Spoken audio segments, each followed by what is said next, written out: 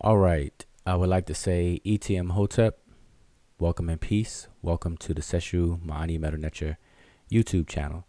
This is your brother Wudjau Adrean, and for this particular video, what I'm doing, I'm actually replaying with no edits the video that we did last night. And by we, I mean myself, the brother Asarim Ka, known on Facebook as Adrean Jones, as well as the brother Alan, also known as Raborn.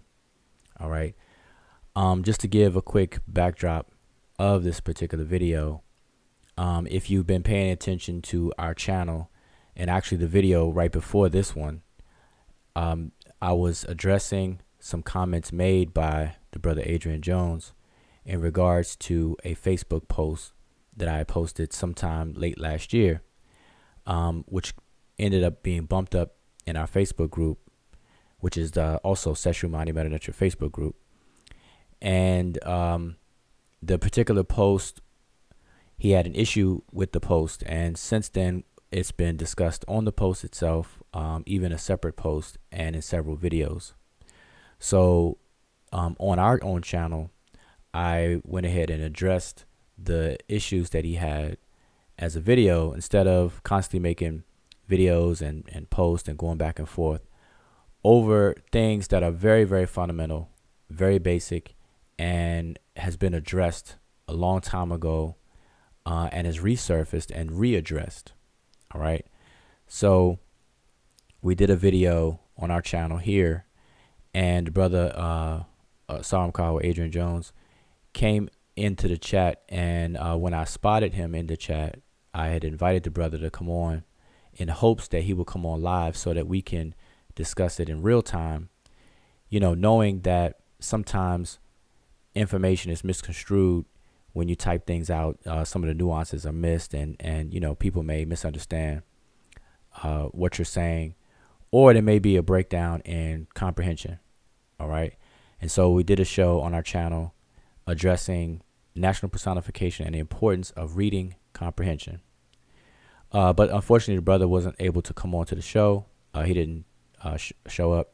I was added to an inbox group. I think it's called the NBK Build Destroy inbox group, with several different people in there.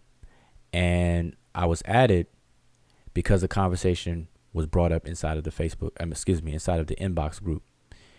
And in scrolling and reading the conversation, prior to me being added and trying to catch up on the conversation, I could see that it's the same information, the same statements being made, and so on. So I tried to clarify a bit inside of the inbox to no avail. And what it really boils down to is that, people are not taking time out to study and actually read or listen to the information that's being presented. None of the people that I was conversing with inside of the inbox had read our book, or watched our videos, several videos. When I say our, I mean the Shimsu Heru research team, which includes myself, the brother Sanjeti Ankra, and the brother Asar Imhotep. We had collected a small collection of essays and published them for the ASCAD conference that took place back in April on this particular subject of the meaning of the place name Kemet. Prior to that, we've done several videos in regards to the same topic. And so what people are doing is people are jumping into the conversation without really knowing what the arguments are and what the issues really are. And so a lot of things are being misconstrued, mislabeled, and then people are arguing against what's been misconstrued. And so in scholarship, we avoid that because we understand the good practice of actually doing literature review and actually reading, and in this day and age, watching any information that's being presented by any particular person before we go and attempt to address them. This is absent in our community. And, hopefully that will change in time. We can only hope. But because of that, people are bringing up issues that are really not issues at all.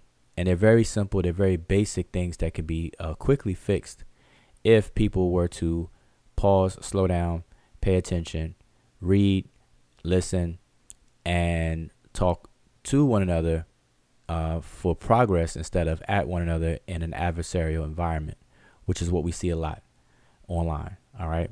So when I was invited into this inbox, I had said that instead of typing all this stuff out and keep going, typing, I had requested that somebody in the inbox go live so that we could discuss it live in real time. But it was in the afternoon, and I understand that people may have been working. I think the brother Adrean Jones was at work at the time. He must have been chatting through his phone, and I can understand that. So I stayed in there for a while to see if anything would change. And nothing really changed. So I asked people there if they had any questions for me based on what I actually say, what we actually say, and what we've actually presented. And no one had any questions. It was really just the same questions that coming from people who don't read, who don't know what our stances are, don't know what we say or claim, et cetera, et cetera. So I didn't feel the need to stay there. So I excused myself from the inbox. Then I was added back into the inbox. And a little bit later, I was added back into the inbox, the same inbox group. And so in this time I had asked, well, what's changed? What's the problem? And so it's made it seem like, people may have been available to go live. So again, I asked if anybody wanted to go live so we could discuss it in hopes, really, the brother Adrian could go live and us discuss it. So anyway, that long story to be made a little shorter, to fast forward, the brother Adrian ended up taking some time out to go live last night. And so this video that we're about to watch is that video from last night in its entirety, unedited. And you'll see where I addressed the brother's concerns with the post. And you'll see that in the dialogue, there's no real issues. I mean, once I clarified, some things that he may have been confused on with the post, which I feel he shouldn't have, because, as you're going to see, everything seemed to be okay. So all of the other talk is really just noise of others or like I said, people who are not really up to speed on what's actually being claimed, what the information is, and so on. So I thank the brother for taking the time out to go live, and I think it was a good outcome, or a good discussion, that we go live without all of the drama, the immaturity, and believe me, a lot of immaturity, a lot of drama goes on in these conversations, because it's the internet, it's social media, it's unfiltered, uncensored. Anybody can, with a keyboard and internet connection, can get on. So we don't know the background, the maturity level of individuals and things like that. So you get a hodgepodge, a mix of all of that.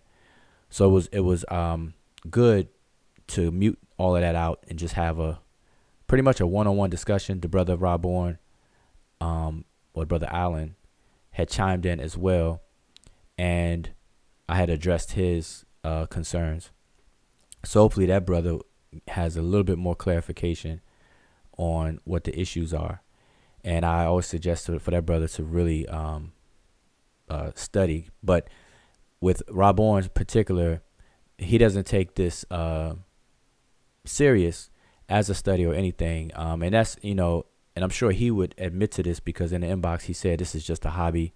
And then previously I've seen him say, he really don't care about BC stuff. He deals with AD things, West Africa, and so on and so forth.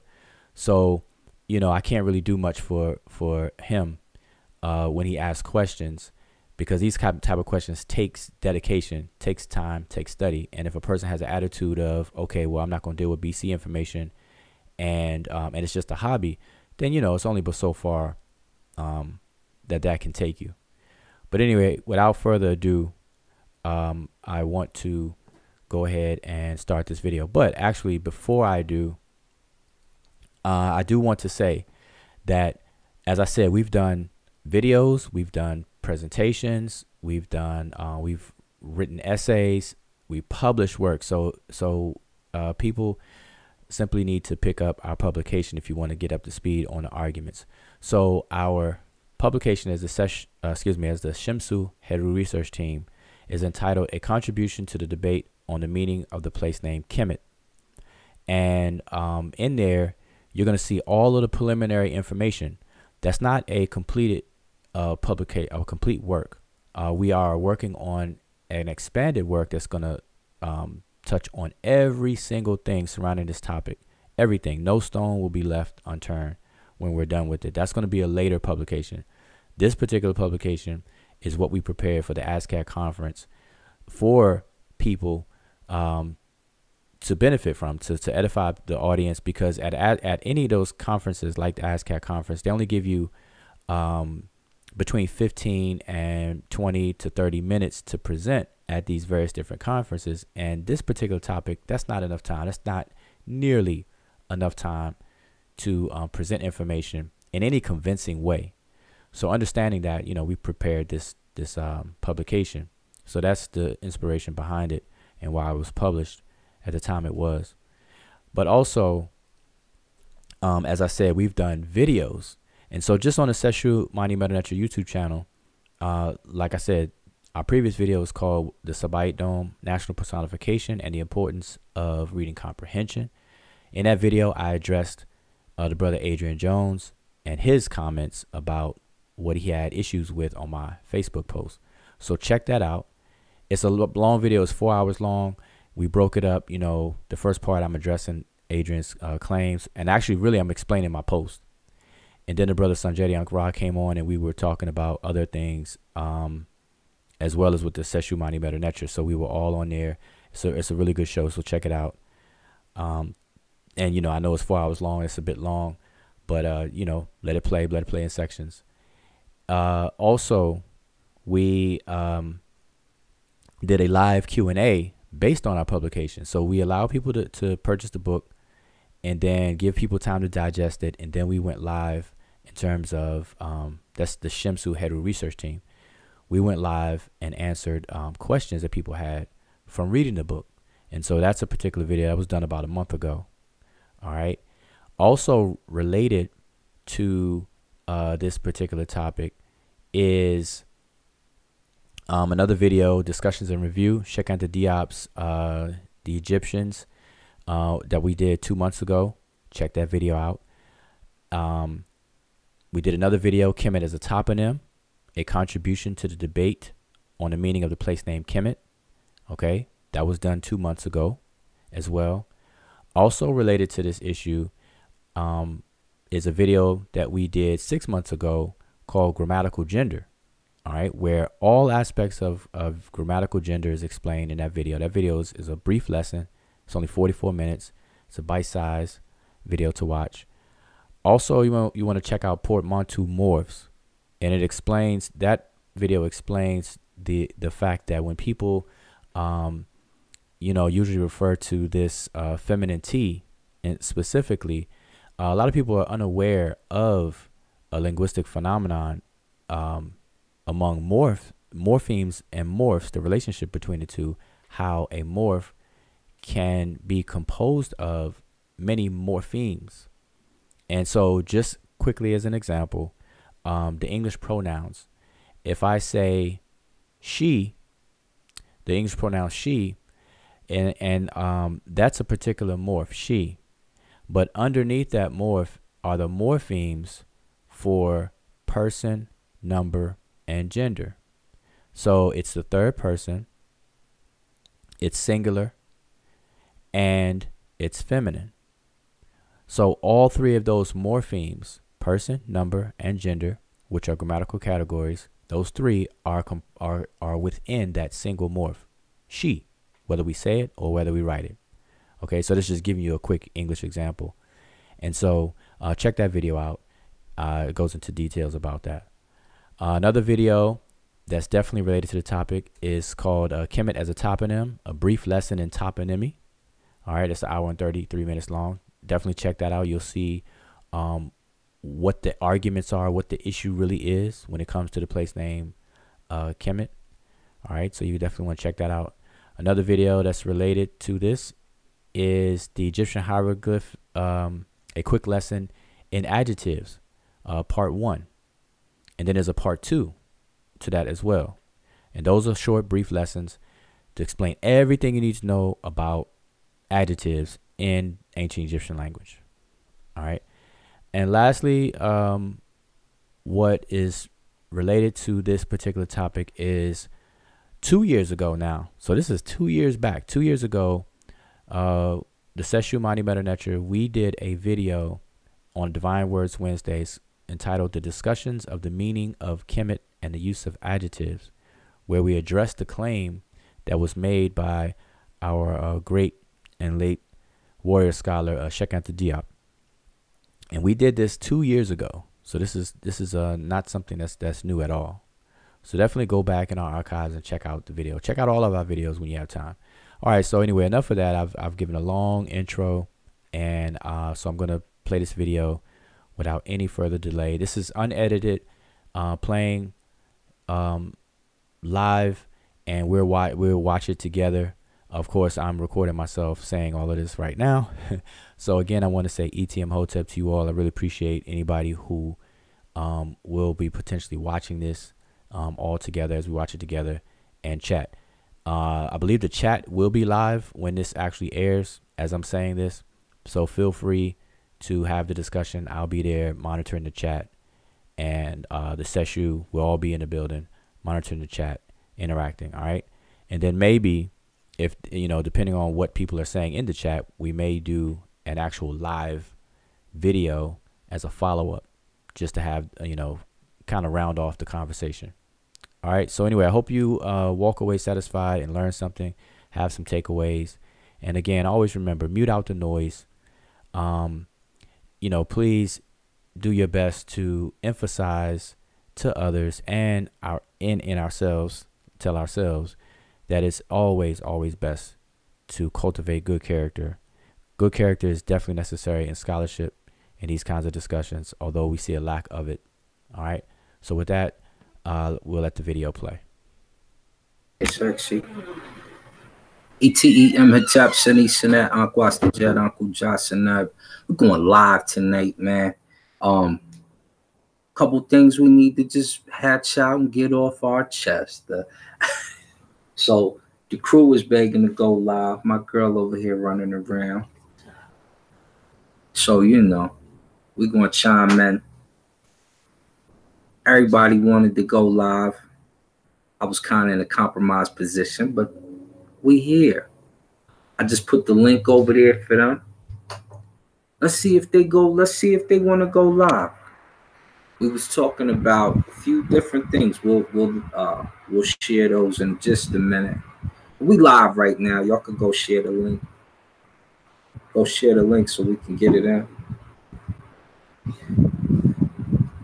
Here's our brother Wudjau. We're gonna let some more people hop in the building. Let me tell brother Wudjau. About to go in. All right, what's up? So can you hear me? Yeah, we can hear you. It's a little echo, so I'm gonna mic down when you start talking. All right, I'm gonna mute my mic. So you I guess it's your live. So you set the conversation up, and I'll mute my mic, and then I'll chime in. So you set it up however you like. Okay, let's get it. So the discussion, for those who have been watching, is there's a few discussions on the table. The one we were discussing tonight was, how do we know it means Kemet the Black Land? Basically, is that a fair assessment? Well, that's not the understanding I have of the conversation. So you the guest, so I'm gonna let you set the table for us. Okay, all right, so I'll do that then. Yeah, I'm hearing a little echo. Okay, there we go. So now this is my understanding of the conversation, you know. So, you know, if I outline it and I'm wrong, then you chime in and let me know your assessment of this conversation. The conversation started when you saw a Facebook post of mine where I am discussing the proper way to transliterate feminine plural words as opposed to feminine collective words. And so the example I used was a particular word that's transliterated as Kemet, with the I6, the bread loaf, the seated man, seated woman, and then the 3 strokes. And so I show that many people falsely will transliterate that as if it is a feminine plural, and they'll transliterate it as Kemet 2. And I was correcting that in the post. And so in there, that's the focus of the post, and that's the wording of the post and within the picture. But in there, I defined that specific word Kemet as the nation of the riparian country. And so what it looks like, you took issue not with the post or the intent of the post about the feminine plural being transliterated this or that way. You took issue with the word country. And so you asked me, how did I come away with country for that particular word? Like at first you asked me, do I believe that word is referring to a description of the people, like skin color, as if they're black? And I answered you straight out and said, no, had nothing to do with description. And then you asked me, then you started to talk about country. How does it deal with country? And so long story short, I told you that even in the English phrase that I gave, the nation of the riparian country, the focus is on the word nation. The nation of the riparian country simply qualifies, the word nation. So there's no focus on country at all. The focus is on the nation, and the nation is a group of people. And we refer to a group of people as a nation in the abstract. And that's really where a summary of the conversation. And by your by your own admission, when I said that to you and you finally caught on, you yourself said, well, finally, that's all you had to say. And I'm paraphrasing. You said basically, finally, that's all you had to say, whatever. And I'm like, okay, well, cool. And so my impression at that point was that the conversation was done, that, you thought I meant one thing. I clarified it for you and you okay. But since then, I'm seeing videos, you posted videos and you're still talking about it. And even in the inbox I was invited to today, I see people still talking about that. So that's where I am. That's where I am. So if I'm wrong, you know, go ahead and you know, let me know what your assessment is. Got you. So I'm gonna set the table a little bit different than that, but almost the gist of it right there. Hold up, I'm gonna share just so I can show. I'm just gonna show what I saw, which made me question real quick, and I'll discuss it as we go. So we had a discussion. Actually, the brother Wudjau had said, goodness, all this stuff up. He had posted something in the Sesh mdw-ntr room. I think this is it. And he posted this. Yeah. And it says, Kemet, the nation of the riparian country. So the first part he's right about. I actually agreed with this, the Kemet portion. We were in agreement. The part that I had discourse with was this here. It says the nation of the riparian country. And the reason I had an issue with this is because of two things. One, when you look at the Medew here, this Medew and this Medew, we don't get riparian country, we get Kemet, which refers to these people. And if it was referring to the nation, because we were talking about people, I actually pointed that out first in the thread.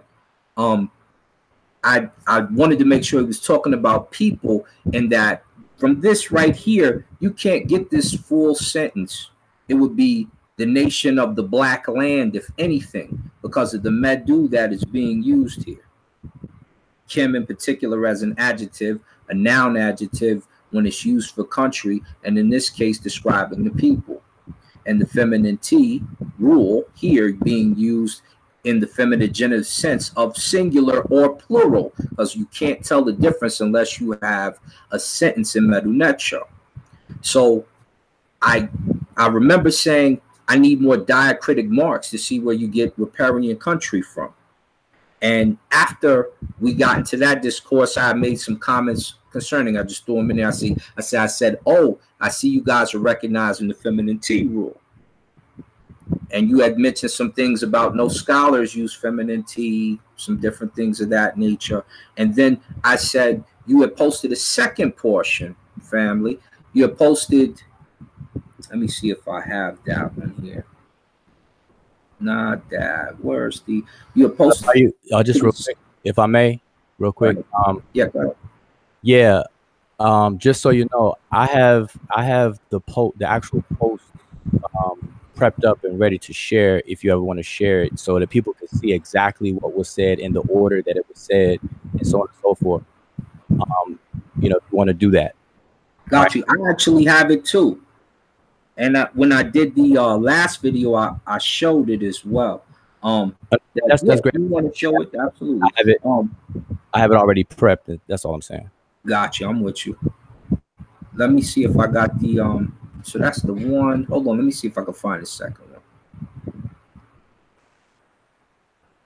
But so while you're looking for that, if I can, let me just address what you said so that we don't get lost in the conversation. Can you put that back up, the picture? Oh, I have it. I'll show it. You got it. Yeah. I was going to let you start sharing, and I was going to finish up what I was saying. But okay, let me just the picture you just had up. If you had it handy, so I wouldn't have to. You could share. You want me to? No, it's no problem. If I screen share and hit your icon, it should show your screen, right? No, I could share it. It's fine. Just give me 1 second. I mean, I'm. Okay. So let me finish up with what I was saying, then. All right. That way we could finish, right? So after I said we need more diacritic marks, and I said you had posted a sentence, and the sentence gave me clarification. So I said, oh, okay. So I said, so we do mean people, but then you. Oh, I think. Second picture, it said Oh, I'm You sorry. said in the second picture. Go ahead, fam. I'm a I'm sorry. I'm moving my mic. I think you're cutting out. I don't know if it's because of me or your signal. Go ahead. Oh, I might be.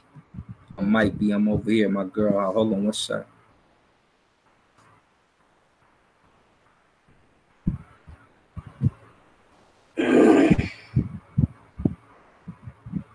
Yeah, it froze up on me. Then it cut off on me. So I can hear you. I can hear you now. Y'all can hear me again? Okay, back. Turn this fan this way, baby. I think that's probably what's the it's dying again on me. There it is. Hello? Check, Yeah. check, 1, 2. And I'm the cool check-in. Send it. All right, back. So Yeah, I can hear after you. that, right? You had posted a second picture, which showed the land and the country as an answer.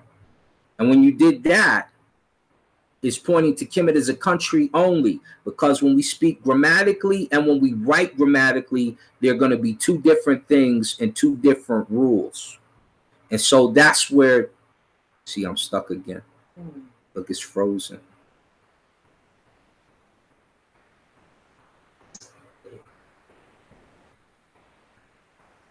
Check, check, check. Yeah, we can hear you. I hear you. I'm still good? Okay. It's Yeah. freezing on my screen. That's why I'm like, uh-oh. So, yeah, the second one, tell me if I cut out. The second one you posted mentioned the country, and it says not people in the toponym, in the subject, in the category. So then I said, well, why would you answer with this if we're talking about people? So then I had to get clarification from you, like, you are talking about people, right?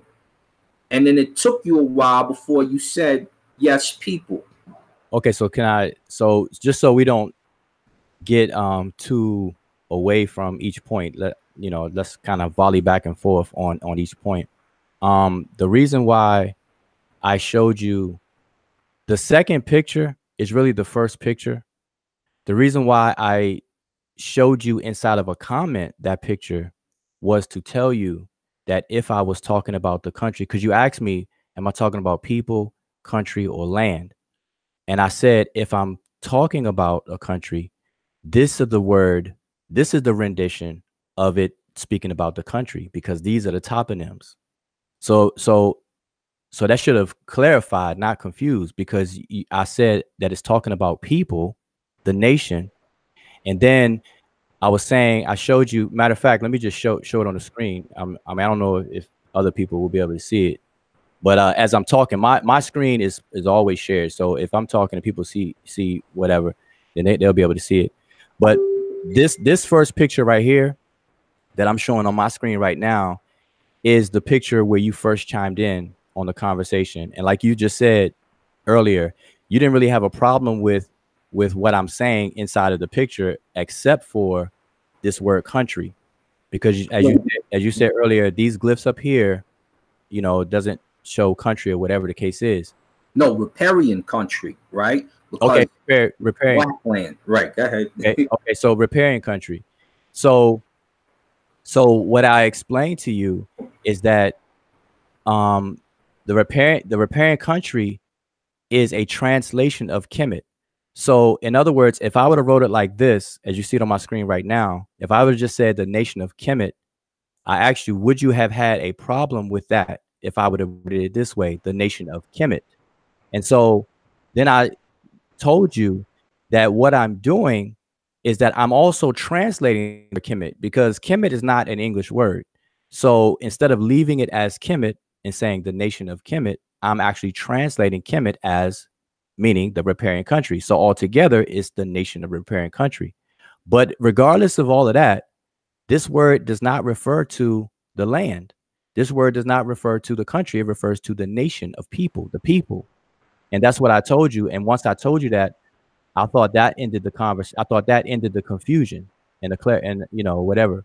So you actually didn't tell me that, though. Remember, in the thread, I say, I believe you're referring to the people. I had already made the clarification that we must be talking about people. But the only issue is with that picture, if we do phonetically break, if we phonetically break down the Medew that's there, we don't get Iat, which would be riparian.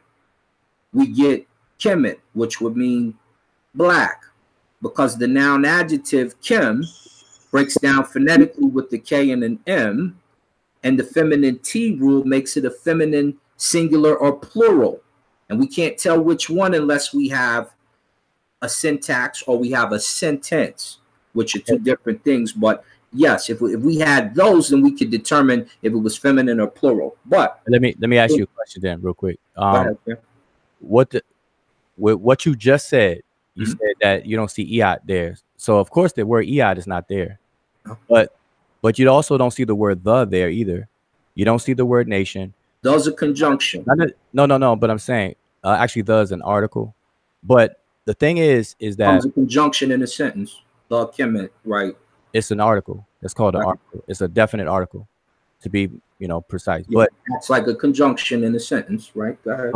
No, a conjunction joins two things. That's and or are conjunctions. The and a and an are actually you're right there. You're right. Go ahead. Okay. No, I don't want to get off onto that, but what I'm saying is that none of the English is there in the glyphs. So what we're dealing with is what we know as translations, and translations are 99.9% of the time never. I say never. 99.9% of the time, you cannot do a one-for-one translation, walking from a source foreign language into a target language. So you have to improvise a bit to deal with the grammar of the source language, because English grammar does not match the ancient Egyptian grammar. No. So the word of and all that stuff is not in there. So the word Kemet is in there. So I show that by plain as day, where I transliterate it as KMT. So that should go without saying. That word is how this entire set of glyphs is transliterated. So that I shouldn't have to say that this is KMT when I'm showing it. This is KMT. All I'm doing here is translating what this word means. So this is a semantic endeavor. So I'm saying that this is referring to the nation of Kemet. And I'm translating the word Kemet as well as riparian country, because the word riparian, well, let me ask you, do you know what the word riparian means? Yes, I broke it down on the video before, but you're saying riparian, and I'm telling you, there's no riparian in that word right there, and that's my point. So when you transliterate, good, you got the phonetics down, but now when you transcribe it, you would need to add vowels from the language you're bringing it into, which would be English, or you would add words into that in order to make a full translation. And when you make a translation of the word Kemet, you won't get riparian country. You would need a word like Iat for that. Okay, let me ask you, what does Iat mean? Iat means watery, waterway. Okay, so it also means what was the other one? I think it was dripping, and there's a few other terms for it. But okay, so what does, just quickly for this conversation, I know you defined it earlier, and I also defined it in the other picture, but just for the sake of this conversation, what does riparian mean? Well, break it down for us, because we need some clarification on how you got it from Kemet. Okay, all right, fair enough. Let me actually show where I have it right here. So I think you all should be able to see my screen. Yep. So all three of these are variations of the exact same word, and this is talking about or referring to the kingdom that most people call ancient Egypt. And so this is the word Kemet, transliterated all the same, and we will pronounce it today the same way. And it means riparian country. So here's the meaning of riparian. Riparian means relating to or situated on the banks of a river. So let me stop there. Is ancient Egypt not situated on the banks of a river? It's on the banks of a river. Okay, so we both agree that ancient Kemet does, or ancient Egypt is situated on the banks of a river, and that's where the population of people lived, and they made use of the Nile River. That's correct. I think we can agree with that. So the second part of this, the other notion of this meaning, is that it relates to wetlands that are adjacent to rivers or streams, and so we can agree that that applies as well to ancient Egypt, especially the fanning out of the tributaries in the delta area where the Nile splits up and fans out. So we have adjacent rivers and streams. So when we say the Nile Valley culture or the Nile River Valley culture, that's another way of saying riparian, although people don't use the word RIPARIAN, riparian. Right. So all I'm doing is using a different word to say the same thing. I'm introducing people to the word riparian because most people don't use that word and have never really used it or may have even come across it. Right. So that's all I'm doing.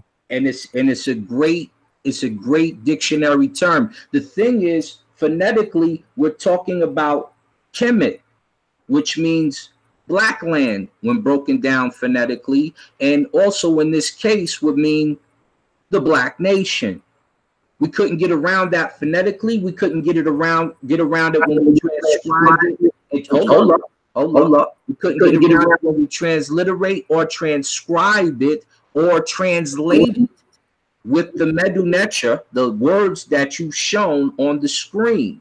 Riparian country is good because that's part of the Nile. It's also a place with pyramids. It's also a place with sand, but none of those are in the picture you showed there. So we can't put those in to the statement if we're just reading. That's why I say there's a difference between grammatically speaking and grammatically writing something. So right there, you don't have riparian country. So we can't say that grammatically. Okay, so when you keep saying phonetically and everything like that, in the word Kemet, there's a picture of an owl. Right. But nowhere in the definition or the translation that people give do people say the owl country or anything with the word owl in it. So let's just, we're talking phonetically. We're talking about sounds, not pictures, not ideograms. No. Well, what you just said earlier, just now, you said there's no picture of a riparian and all that. So I'm just going by what you said. Well, there's no picture of waterway there. And that's what riparian means. So where are you getting riparian from the pictures that you have up that act as ideograms? Okay, so on the one that I'm putting my cursor on the left, what is that last glyph right there? That's a different picture. That's waterway.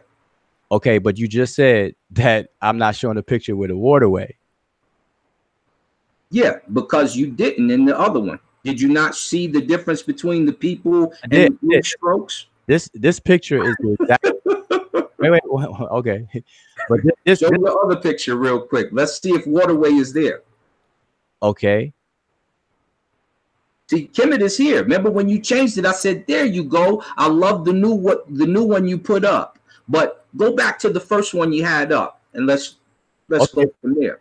Okay, so to be clear, these three words right here are the toponyms for the place name Kemet. Right. Okay, so I just want everybody to be clear. And so I'm defining this toponym as, I'm transliterating as KMT, and I'm giving the Egyptological spelling and pronunciation how we do it today, Kemet. And then I'm giving the meaning as the riparian country. Okay, so just so everybody's clear. So now I'm going to show the one you just asked for, which was the one that sparked the conversation, which is this one here. Right.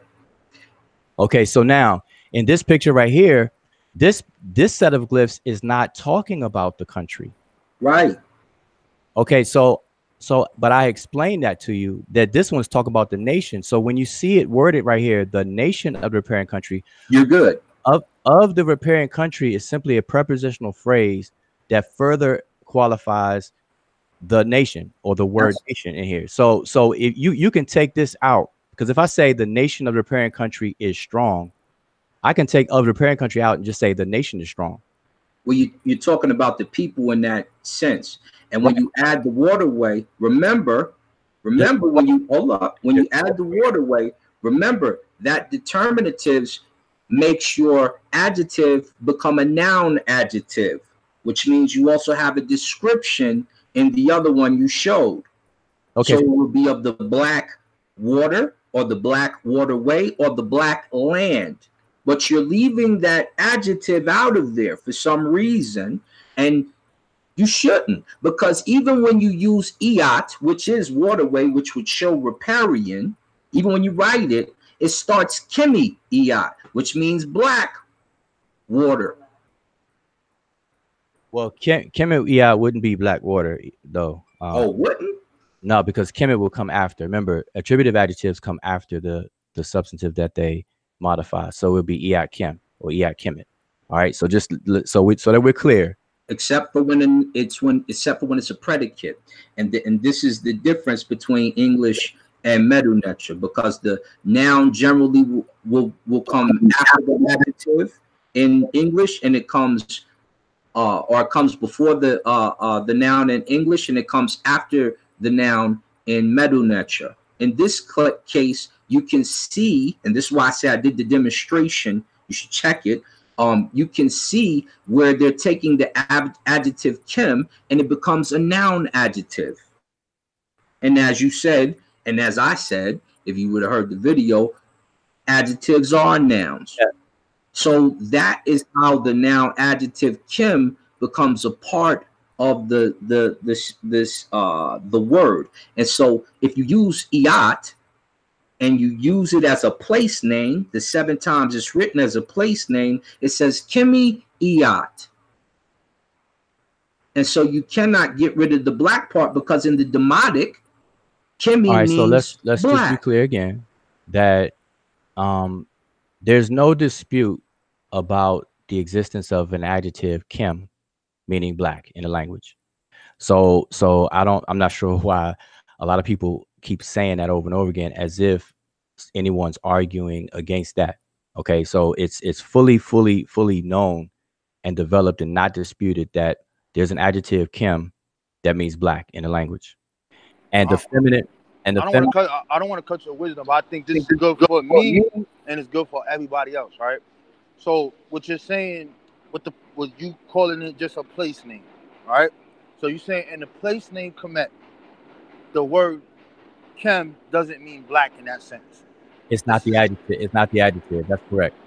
Okay, so where does what does the word Kem mean in Kemet? What does it mean? Where did it come? If it doesn't mean black, what does it mean? Okay. Okay, so I won't confuse anyone. Now we're using this glyph though that we have on there where we know that it's talking about people. What does that mean? Okay, I have the meaning on the screen. So the glyph that you see on the screen, if you're talking about this one, I have the meaning under it. So this set of glyphs here is 1, 2, 3, 4, 5 glyphs. The 3 strokes count as one. Is counted as one glyph by scholars. These 5 glyphs is transliterated as KMT. We pronounce it as Kemet, and it means the nation of the riparian country. In other words, it's referring to the people of Kemet. Right, but that's the problem that we as people who read will have. Why are you taking black out of Kem? What makes you do that? Like, okay, I just said that this particular Kem is not the adjective black. So I don't know how else to say that. Okay. So Kem doesn't mean black. All right. Wait, hold on. That's not correct. Kem, there is a Kem that means black. There is a Kem that means black, and I can't stress that enough. There is a Kem that means black. It's just that this particular Kem, like for example, Alan, are you able to share your screen? No, not now. In 10 minutes I will be. Okay, so I'll be on my crib. Okay, so we're still on in 10 minutes. What I would ask you to do is if you could share your dictionary that you were pasting, because even in your dictionary, you can see several different words that are Kem, that are transliterated as Kem, and they all don't mean black. And for example, there have been scholars that raised the question of Kemet meaning the completed country. And the reason why is because there is a word Kem that means completion. It means to complete or to finish or the end of something. And their rationale for raising that question is because Kemet is at the completion of the Nile River. Everyone knows that the Nile doesn't originate in Egypt at all. It originates in further south, and it ends in Egypt, and it dumps into the Mediterranean Sea. So they raised that question and show that that's an equal possibility of meaning. And so, but what they did not do, and this is what I was expressing inside the inbox, there is no scholar that has actually done the linguistic work to determine if it's the completed land, if the chem in there is the word one for completion, if it's the one for black, or if it's the one for something else. No scholar to this very date has done that work until recently. Right. All right. So I guess that scholar would be Mboli, according to you. When I'm looking at just for clarification, it's more than Mboli. Mboli is one. There's another brother. I don't know how to pronounce his name. Okay, no, just for the listeners, let me just get him out. Kai did it on the last show. Go ahead, bro. Okay, so we have Mboli is one, is another, Bilolo is another, and Kipkwit Sambu is one, and those are the ones that I had mentioned in the inbox. Just for people. Right. So when I'm looking at this, when you say that no one has done this study to show what the word, when you see Kemet, does it mean black land? Hold on, Alan, because you he got that. All right, sorry about that. Let me mute myself. Go ahead. So when I look at Kemet from Faulkner, right, they give the same glyphs when you're dealing with chem. So they'll say that chem is it could be burnt wood, it can mean charcoal, or it can mean burnt. And they'll just say black, and the determiner will tell you what it is.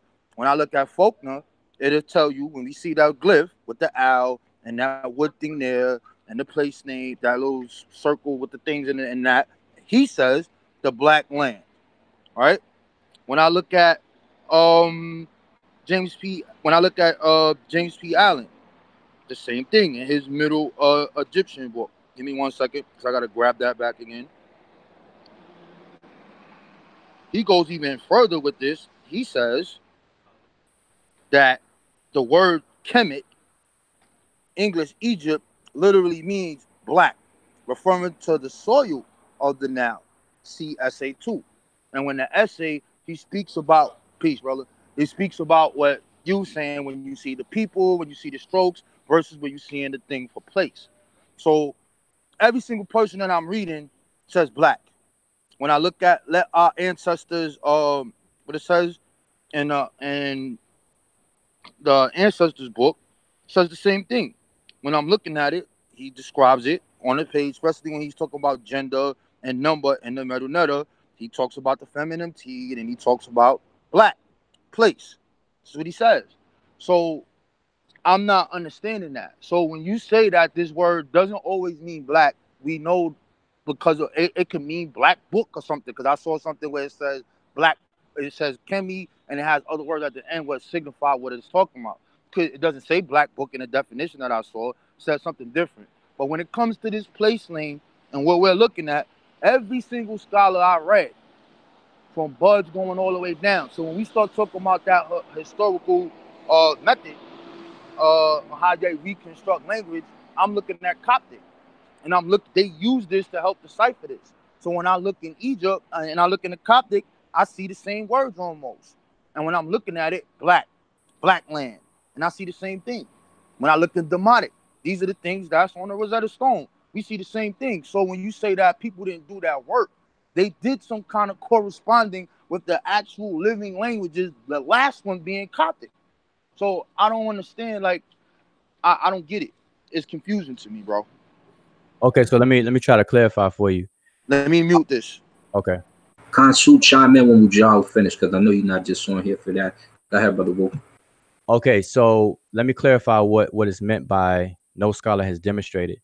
So as we explain in our book, and we explain in all the videos, and we explain in all the posts, that all of the scholars, if you open up any of the dictionaries and you look up the place name, Kemet, they will define that as Egypt.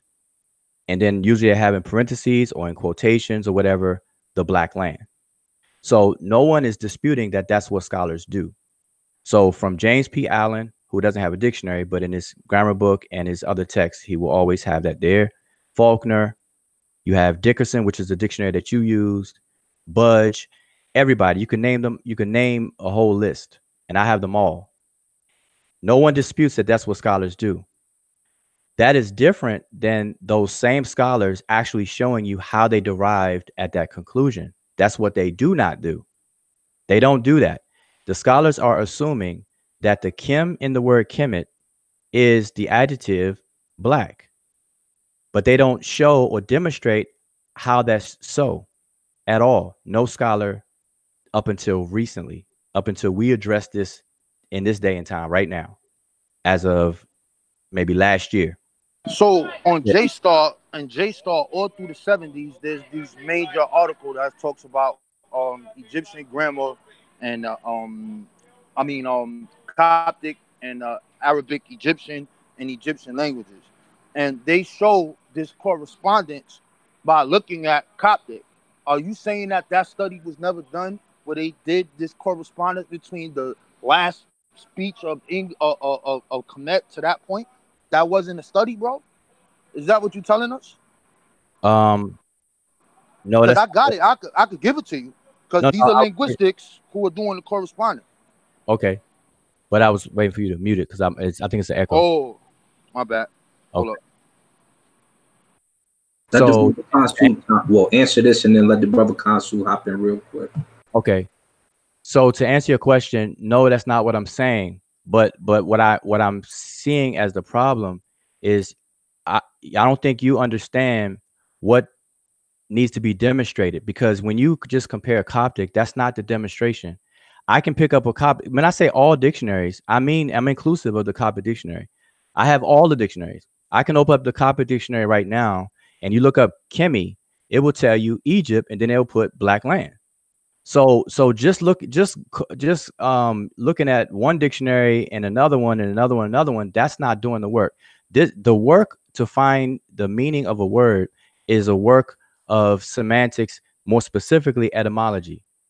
And so no etymological work has been done. And in order to do that, you have to cover 6 areas. And no scholar has done that. And see, we explain all this. So I'm really just giving a very concise, short answer, because we have a whole video explaining this and explaining the process. But it's I got what you're saying, but it's still using that historical method to get to like see the sound correspondence, etc. So if we say what you're just saying, right? That's not true, though. Okay, I'm gonna send it to you, and then you'll be able to see it yourself. So you're saying that they didn't do this correspondence with this language or demonic? You're saying that didn't happen? I'm telling you that it did because I had the studies on it. So now, I'm gonna let you go because I don't want to get to, because my thing about to go over before I go upstairs. Listen, right? So when you say that would be the same thing picking any word in Kemet, like amen or any word. So just in the word Kemet, because it says black, and this is a problem. You saying that we could say that for all the words then? Like, did they do that for every single word? Right. It's either you transliterated it or you did not transliterate it. To say that they didn't do that method the same way they did every other word when they first started looking at it, when they first saw the names in the cartoon, you saying that they didn't do none of this stuff. This is what you're trying to say. So that means that all words in Kemet, any word that I could think about, anything, eerie, anything I think about, you saying, oh, they didn't show the correspondence. If you can't show me 6 correspondences that you're speaking about, then I'm going to say, nah, they ain't deciphered. Okay, so let me just address that quickly. So again, this is the 3rd time I'm going to say this. That is not what I'm saying, because you're misunderstanding what I'm saying and trying to tell, you're wondering if that's what I'm saying, although I'm constantly telling you that's not what I'm saying. So the thing is, and plus, you don't have to do it for all the words. These are specific words. These are derived words because some words are already in their root form. So that's not true. You have to do it for all words. Any word that you have a question about or raising doubt about, you would definitely need to do that work. So what happens is, if people accept the dictionary as all wise, right, and exact, then nobody's going to back check or triple check or double check and reassess anything in the dictionary because they already accept the dictionary full stop. But those of us who see problems in some of the translations and stuff like that, we don't rely on the dictionaries because we have scientific tools available to us to fact check the ones that come up and are questionable. And there, Cool. wait, one second, one second, real quick. So there are people who attempted to do etymological dictionaries of the Egyptian language. So you do have one exist. There's only 2 volumes that's public right now for, I think, the letter M. You know, all the words with M. And I believe all the words with B. So I got that book. It's okay, a yellow book. Right. So when you say that you should do it, then that could be said for all the words. Scholars know this. It's just that nobody has done that work yet. And the ones who attempted, they only have 2 volumes that's public right now. So it's not something that's new or unknown or anything like that. What you're talking about, and I have the studies that you're talking about. What you're talking about is not. We're not talking about the same thing. That's not an etymological study. All they're doing is tracing the Coptic back to its Middle Egyptian or Late Egyptian counterpart. That's all that they're doing. And it's not very hard to see that Kemet, the T is dropped and Kemi is the same word. So that's not the study. That's not what I'm talking about whatsoever.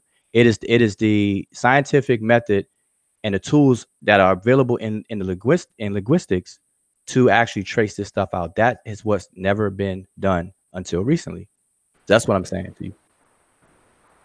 And they're using the Kalenjin script in order to do so. I proposed the Messiah, and I haven't showed my work, but I proposed the Messiah and the Somali, and I'm looking into the Cuckoo because those are the 3, I want to say, possibly initial people that were there. And the Kalenjin had to be because they rep Aset, and the Messiah rep the Ilisar clan, and the Cuckoo rep the Heru clan. But that's a whole nother subject. Brother Kansu, hop in here.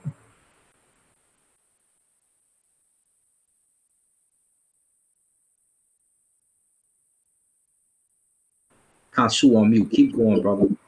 Okay, so what I wanted to say, just to what you just said, no one uses the Kalenjin script though. It's comparisons are made with the Kalenjin language. Yeah, comparisons are made with the Kalenjin language by Kalenjin speakers. The scholar of Kipkuit Sambu is one of those speakers. That's his native language and everything.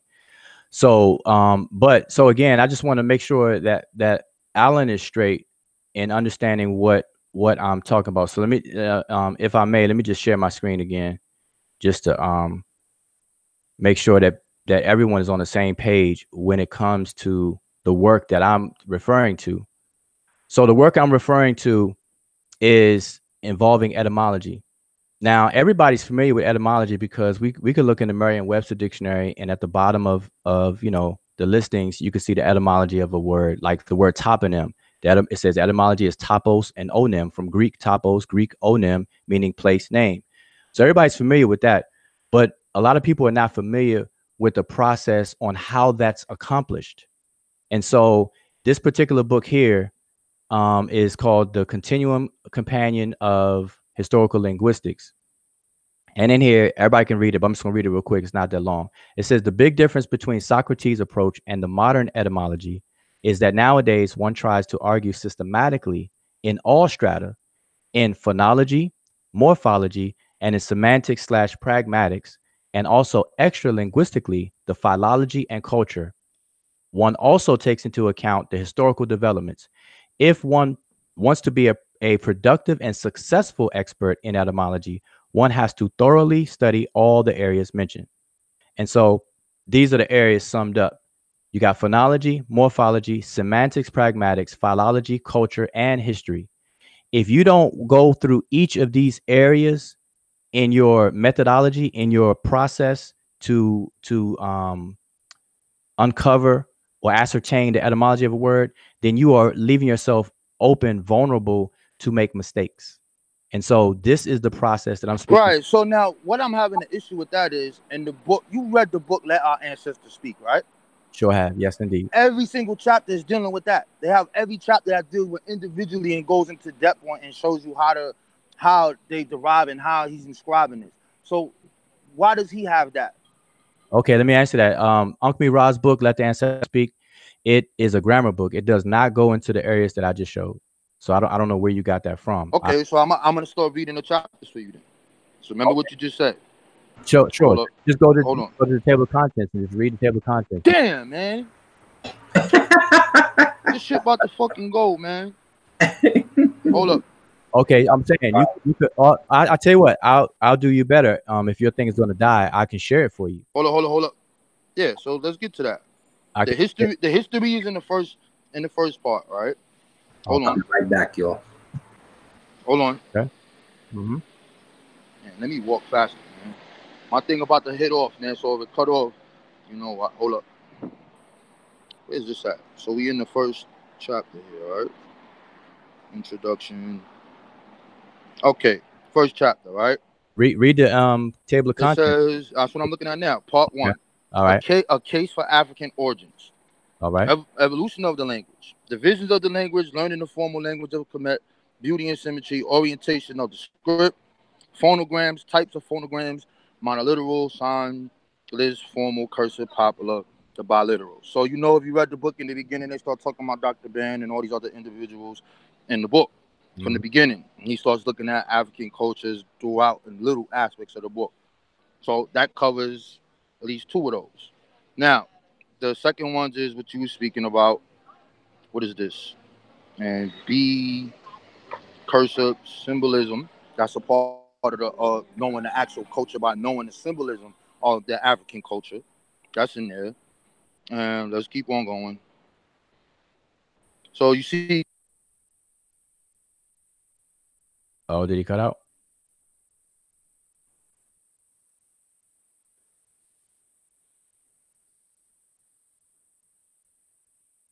Okay, Alan, I think you cut out. At least I can't hear you. So just so there's no dead space in the conversation, again, I just want to reiterate that Uncle Ra's book is an Egyptian grammar book. It does not go through these 6 areas that I just showed in terms of the methodology to ascertain etymology. All right. So that's not the purpose of that book. The purpose of that book, Uncle Ra's Let the Ancestors Speak, is to give a description of Egyptian grammar.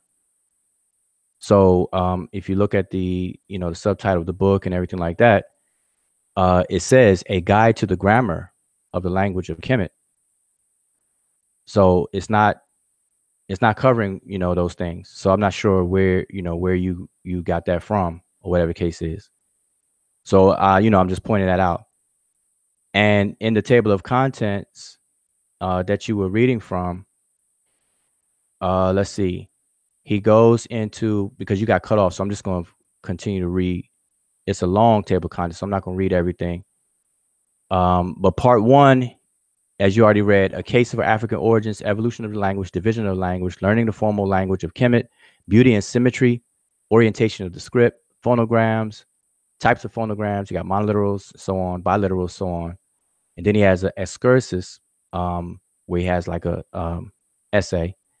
Then he got biliteral signs, triliteral signs, phonetic complements, biliteral group writing, determinatives, ideograms, and stroke determinatives. Then he has an essay B.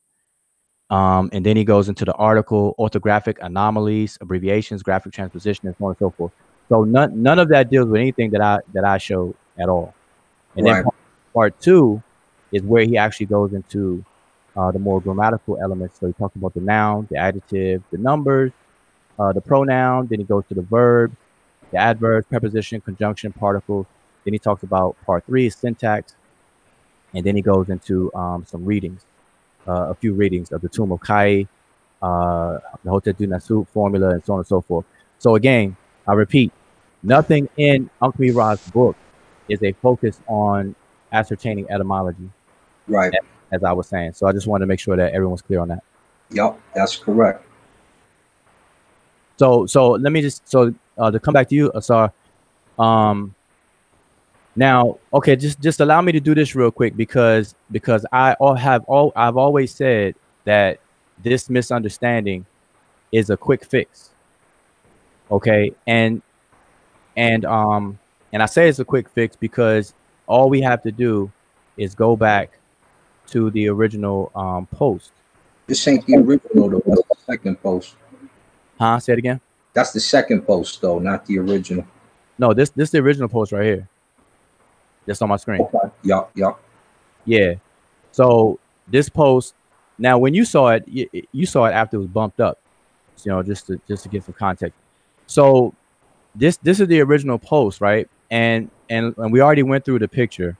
So you really didn't have no issue with what I was actually talking about in the post.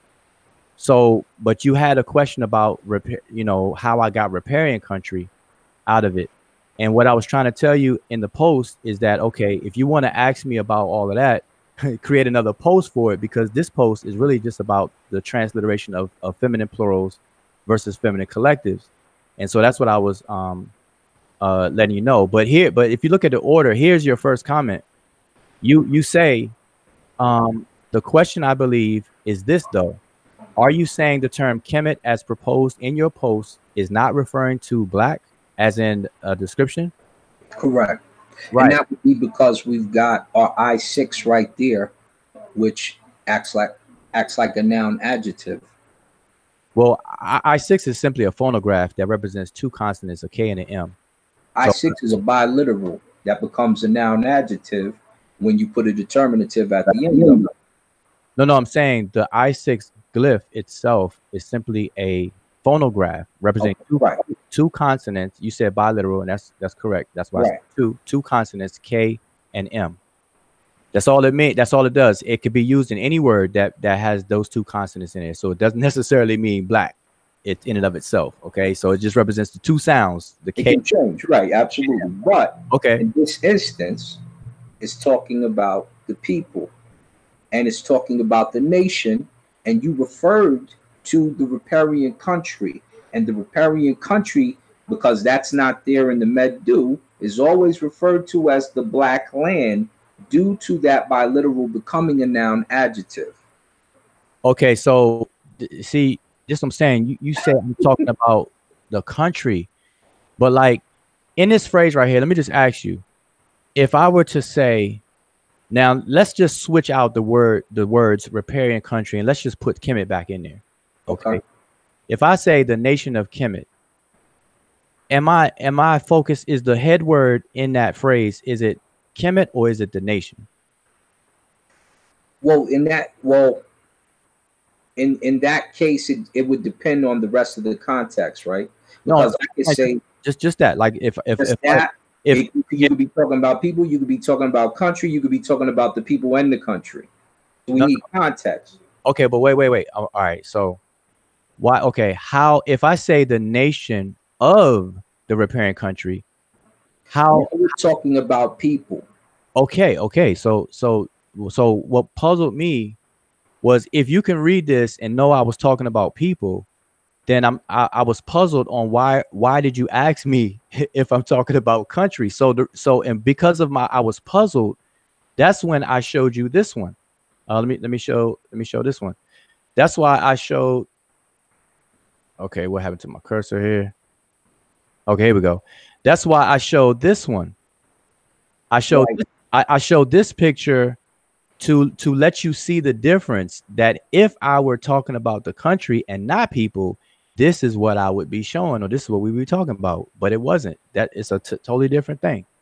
Right. And when you showed that one, because you can see in there is referring to the toponym and never people, it threw me off. So then I was like, hold up, he just showed me a sentence. Because remember, you showed the sentence. When you showed that sentence, I read the sentence in Medew. I said, okay, he's talking about a people. But then, and that's because we need it in context when it's a feminine T or feminine plural to see what he's talking about exactly. Okay, so let me show that so that people, because I don't want to, right.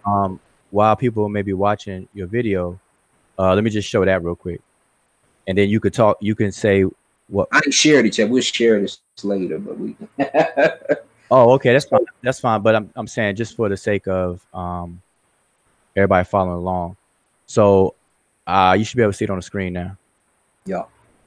So So this is the picture that you're talking about when you say context. So when you ask me for context, I gave you this.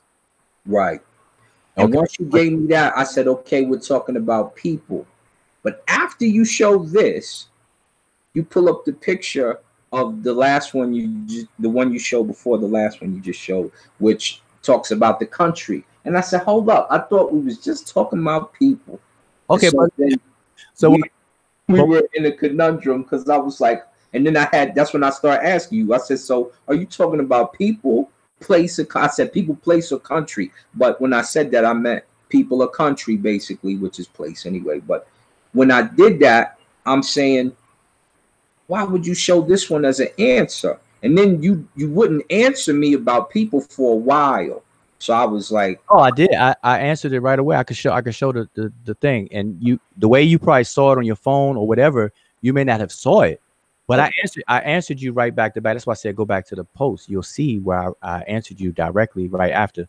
But let me just ask you this: so if you're looking at this and the implication already is about people, I'm just trying to find out at what point did you get confused? Because like you just now said that if I just tell you the nation of X, and right now X is the riparian country, but I could switch X for the nation of Kemet, the nation of Mozambique, the nation of Kenya, the nation of whatever. If I say the nation of whatever, the focus is on the nation. The head word is the nation or nation. And so it's talking about people. Right. So that's why I said you're talking about people, but that's correct. Right. But if we say riparian country, now we're saying a whole term, a whole phrase, and we have no EOT waterway in there. And this is why I start. Well, hold up, let me finish, man. When I say that, the reason I say that is because me and you know, and most of the community, the community around us linguistically has been talking about Kemet, the black land, or Kemet, the riparian country, or as we would say, the waterway, or what the determinative would mean. So I'm like, are you guys saying riparian country because you don't want to say the black land? Because technically that's what we would read phonetically. Well, that's not the case at all. And this word right here is not talking about the country. It's not talking about the people. Right. And so when you put riparian country, like I asked earlier, where are you getting the rest of this phrase from? No, okay, so my point. Okay, so my question for clarity, because I'm trying to find the actual point of where things went sideways. So you asked me about the riparian country, but irregardless if I say repair, I could have put anything. I could have put the nation of Oogla Boogla. Regardless of what I put after of, you do understand that this I'm referring to people though. So you're talking about the people. That was clear for me first. In the post it shows that. Okay, so where did it switch? I'm saying because if it was clear to you at first, I'm trying to find out where did it become not clear? Well, there's two things going on. You got riparian country, which is not in the term, it's not in this word at all. Yeah, but saying so I can explain, brother. So it's not in this word at all. But with it not being in this word, and we know it's not in the word, we should say Kemet, and we should be talking about those black people from Kemet, because that's basically what it's entailing. Okay, so now that's great, but again, no matter what I put after the word of, like I said, just as a hypothetical crazy example, let's just say I put the nation of Oogla Boogla. Right, but there's no nation other than the people. So remember, nation has three contexts. Nation can mean country. If we say this phrase here, if we say I'm going to visit the nation of China. No, but I asked you, are we talking about a place or are we talking about a people? If I say I talk to if I talk to the nation of China, now I'm speaking directly to people who live in China. So it has different contexts for the term nation, because it can also mean country by itself. It can also mean people by itself. It can also mean people and country together. Okay, so let me just say something that this would make no sense if nation in this phrase, as you see it on the screen, meant country, because I'll be saying the country of the repairing country, and that makes absolutely no sense. So everyone in their mother knows that the nation part of this phrase is talking about people, because I'm saying the nation of a country. I'm just calling it the riparian country though. So no one should in their right mind think that I'm saying the country of the country. That makes no sense whatsoever. But the question is, were you referring to the people in the country of Kemet, the Black Land, or the country of the riparian country, which would be Eot? And no country should be mentioned because there's nothing to do with country. That's why I say, how did you come up with the whole English phrase from what is just a word? It should say, black people. Okay, so it doesn't say Remetch here, even though Remetch is spelled similar. It doesn't say Remetch. So we would have to only connotate what the adjective now or what the noun adjective states, and right there would say these are black people. This is a black nation, and that doesn't mean all of Kemet is black. That just means that right here we're referring to, according to the noun adjective, black people. Okay, but the thing, see, you and I definitely have a disagreement on what the word Kemet literally means. I know, that's why we posted that. I know. So, but that shouldn't hinder us from sorting this out. What I'm trying to get you to understand is that no matter what I put right here, you should have known, and you said you did know, that I was talking about people. And so this should not have thrown you off whatsoever. The only reason why I put of the riparian country is because I originally had it written like this, the nation of Kemet, and then I had riparian country in parentheses because I'm showing people that Kemet means, this is how I'm defining the word. Exactly. So regardless of whatever, you have to understand, whether I say Kemet by itself and take this off, or I take Kemet off and put this, no matter, in any of those cases, I am talking about people. Like that shouldn't throw you off. I could say that never threw me off. Like I said, the part that threw me off is how you came up with the riparian country in the term for people. No, but I'm saying, so the question would become, how do I come away with any country? Like, exactly, because it's not talking about country, it's talking about a nation of people. There's no country marker in there. I know, but this word is not talking about country either. This is, listen, when you say, if I say the soldier of the king, the focus is on the soldier. When I say of the king, I'm just explaining a possession. Whose soldier? Or I'm describing the soldier more. I'm offering more information about the soldier. Whose soldier? Right. The king's soldier. So I'm saying the nation that belongs to Kemet. So we could take this off. That should not be right. But here's the only issue right there. See how you're giving me a full phrase? There's no full phrase there, which is why I was wondering, where is he getting the rest of this from? Okay, so but what you're doing essentially, you are saying the nation, but then you're adding where they're from also in the English terminology. But grammatically in Medew Netcher, we do not see riparian country. You're just adding to the word. You're making it a full phrase in English, but we don't see that there. Okay, so when you say, now I got to address what you just said though. Again, I repeat what I said earlier on in the show, that when you translate from a source language into a target language, there is rarely, if at all, a one-for-one swap. So you have to add some other words and things according to the target language's grammar. So like, for example, if I say Remich Kemet, if I show you Remich Kemet, now you got a phrase.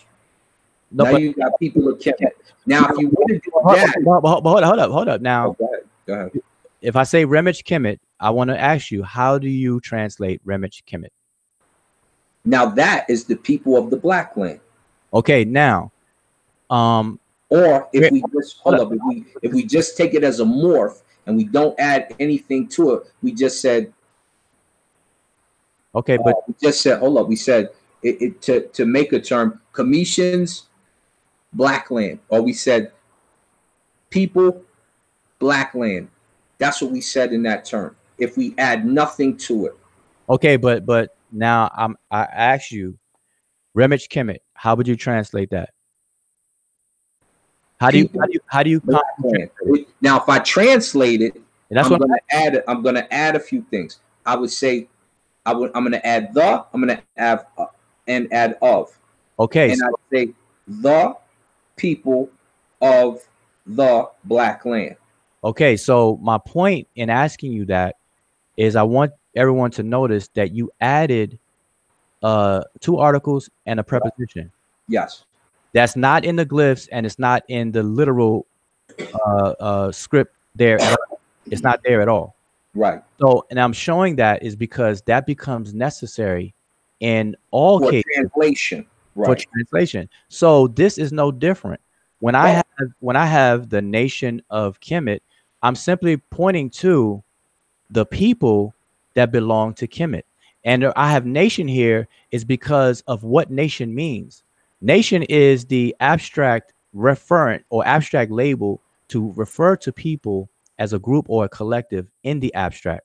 So if I say the nation of India is at war with the nation of Israel, then we know that literally the land is not going to be firing missiles and fighting each other. It's the people. So we do it to this day. It's called national personification, and we do it to this we know what national personification is, though. That's not the misconception. What the misconception is this. We're talking, and this is the difference, because you're thinking and speaking grammatically. With grammatical speech is different than grammatical writing. So when you made the example, Remech and Kemet, you have people and you have Kemet. When you have here Kemet, and then you add riparian nation and no, because we only have one word. So if you're going to add different articles, they have to be attached to the nouns that are visible. And right here, we don't have any other visible noun. We don't have the country noun. We have just the people. So when you say the nation, you're good. If you add riparian country in parentheses, it's okay, because we understand you're saying they are attached to this particular country, but you do not have that in the Medew Netcher. So in that case, we're doing different than making a transliteration and a translation. What we're doing is adding to the phrase. That is not a phrase, it's just a word. Had it been a determinative, maybe we might have a phrase, but it's not in this instance. Okay, so if I say let me just give an example, because you said something that needs to be addressed. Let me just show my screen. I'm just gonna type this out just so for the sake of everybody. I'm gonna let you have the last word too, because my girl want me to go to bed. She over here like, oh, come on. Wrap this up, and I tell you, Mrs. I apologize for taking your time. So here's a word on the screen, and I'm not sure everybody can see it. Let me blow it up just so everybody can see it. Okay, I have this word. This word is pronounced nitasema. All right, it is a Kiswahili word. Okay, now in Kiswahili, this is one word, as plain as day. You can see it is one word, nitasema. All right, now if I were to translate this in English, I had to translate it as I will speak. Now notice that I'm using 3 English words for this one word. So the fact that one word is being translated as 3 or multiple words or 2 words or 5 words or whatever is irrelevant, because of the nature of how languages work. So just because this only appears to be one word, when we bring it into English, you're not restricted to one word. Just like I'm not restricted to bring this Kiswahili word into English as one word. It's impossible for me to do that. As a matter of fact, this one word means this. I will speak. You can talk to any Kiswahili person, and they will say, "Okay, it's the future tense of the verb speak, which is I will speak." Right. We could use Chinese, and we could Right. Chinese and make a whole sentence out of it. But it's everywhere. So that speaks to your point that that's not the point you were trying to make a second ago. That's just not the case. Just because it's one word it has no consequence on that. No, in mdw-ntr there are rules though, and so when we talk phonetically, we know we're talking about sounds, and so we know those sounds make a particular word, and we know these particular sounds make a particular word. So when we start adding to the phrase, then we have to make sure that we qualify the rest of the phonetic sounds that are there.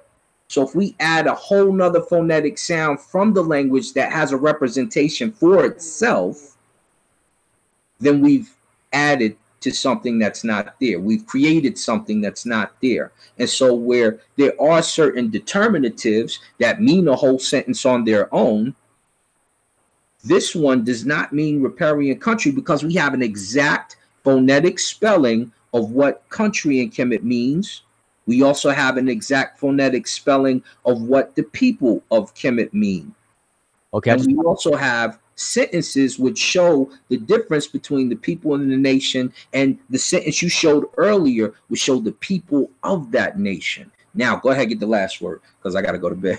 All right. So again, I just want to keep reiterating that this set of glyphs that people are looking at is not referring to the country. The only reason why you see of, the, riparian, and country in this meaning is to give more context to what this is talking about.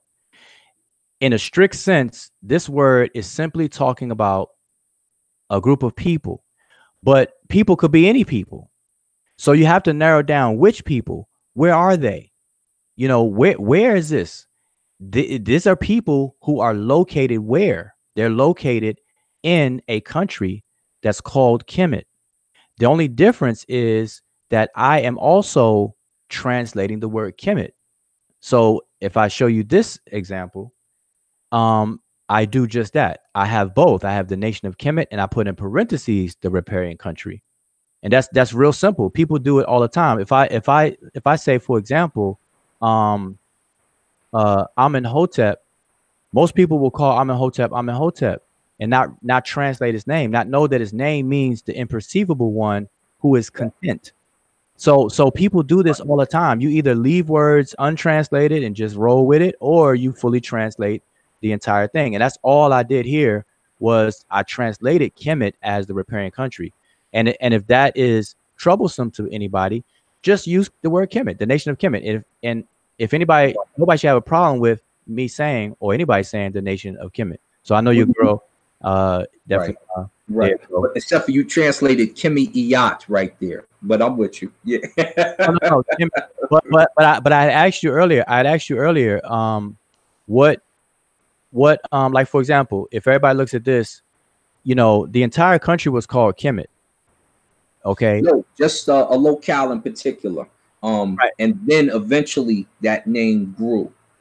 Well, from the 11th dynasty, the entire kingdom was called Kemet, and they started using it titularies. But my point here, though, is that Kemet, what you're looking at on the actual overhead, the satellite map, is you're looking at a combination of Kemet and Deshret together, and both of these together were called Kemet in terms of the entire country.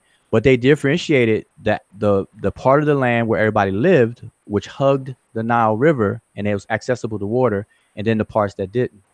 And so Kemet, as it's defined through the scientific process that we are showing, is that the focus is not on the color black. The focus is on wetness, just like the word Deshret is not the focus on the color red. It's actually a focus on dryness. So the dichotomy is not the colors black and red. The dichotomy is between wetness or dampness versus dryness. That's the dichotomy that was the focus of these particular words, and we explain all that. So I know you got to go, and I appreciate us having this dialogue. and everything. But you know, I know, happy house. What is it? Happy house, happy house. happy wife, happy life. Absolutely. Happy house, happy spouse. So I'm gonna leave it at that, and I appreciate the conversation. But let me just ask you to close out. So from this point forward, are we clear? So what do we disagree when by us leaving, parting our ways right now? What do we still disagree on, if anything?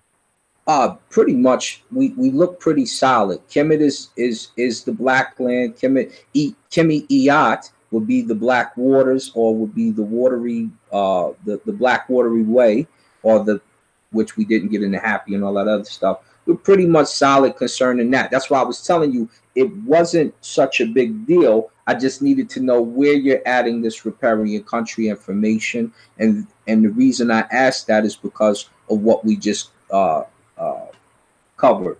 Okay.